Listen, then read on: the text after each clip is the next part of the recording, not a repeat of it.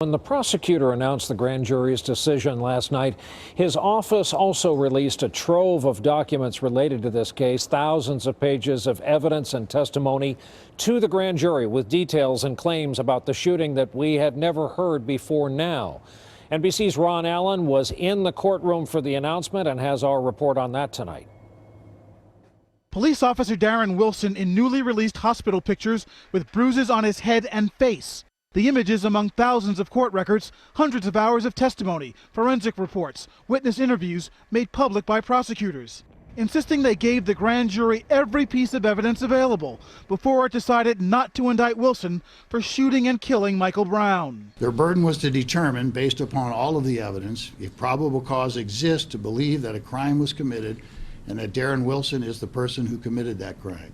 According to court transcripts, Wilson testified for 4 hours, telling grand jurors in their altercation Brown looked like a demon. The officer adding he felt like a 5-year-old holding on to Hulk Hogan as Brown, who was 6'5", 280 pounds, grabbed Wilson's gun through the window of his police SUV.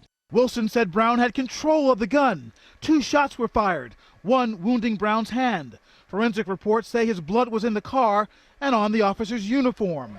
Documents show most witnesses say Brown ran from the car and stopped. Brown's family claims he had his hands up to surrender. But witness number 10 told the panel he saw Brown charging the police officer. Legal observers say having Officer Wilson testify and releasing what are usually guarded grand jury documents to the public are unusual steps. A prosecutor who is supposed to be representing the victim provides information that is favorable, useful to the defendant. We didn't have a victim in this case. We had the defendant presented as the victim. This process is broken. And the Brown family's lawyers, who have insisted there is enough evidence to charge the officer, condemn prosecutors for allowing Wilson to appear without being cross-examined. Where was it vetted? Where was his veracity ever challenged? Where was his credibility ever challenged when you watch those 4 hours that he got to give a speech to this grand jury? Here's what we know for certain. The grand jury agreed with Officer Wilson. They believed that the forensic evidence and the witness testimony supported his position that he was reasonably fearful for his life.